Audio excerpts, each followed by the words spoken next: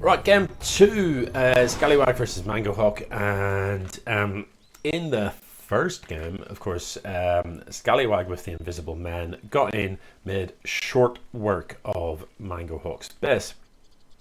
You know, you can feel a bit salty about those invisible men, but to be fair, we were quite deep into the game, and MangoHawk had more bases than units. So, you know, you do have to build an army. You really do. Can't emphasize that enough. In a game of war, having an army is key.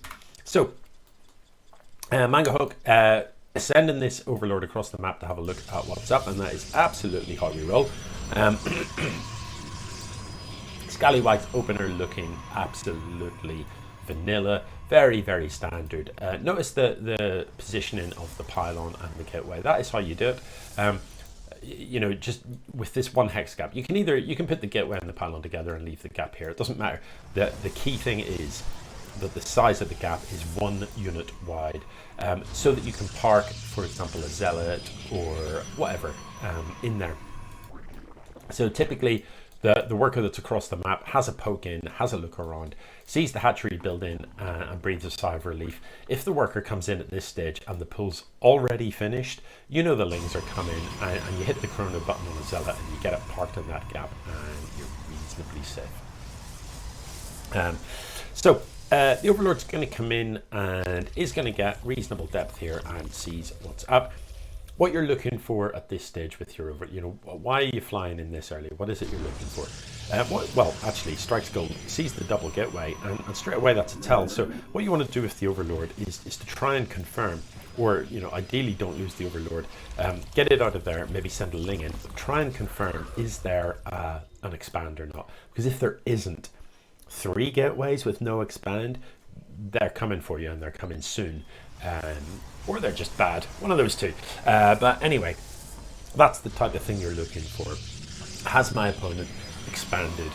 Because if they haven't, by the time your overlord's got across the map and there's no expo in sight, that's going to make, I would be suspicious. I would be like, right, okay, this is some sort of rush. Some sort of one base all in, something nasty like that. Look, there's a pylon here, but Scallywag hasn't got the cannon down in time.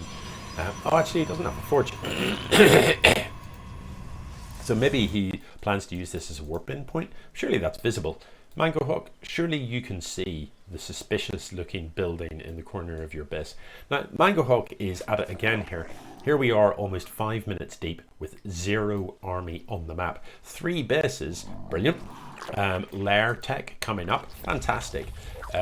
You know, but you don't have anything that actually fights, nothing at all.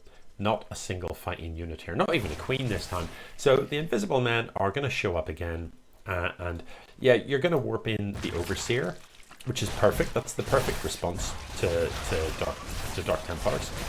You do want to, you have to be able to see them and kill them, but you know, you've got to have units. How do you cannot win a game of StarCraft if you don't build some fighting units. Well, actually, I say that you can cannon rush for the win, but you know, certainly as Eric, yeah, do have to build units, people. You know, because otherwise, if you don't build units, your opponent's and they're gonna turn up and kill you. Simple as that, and that's exactly what's happened here.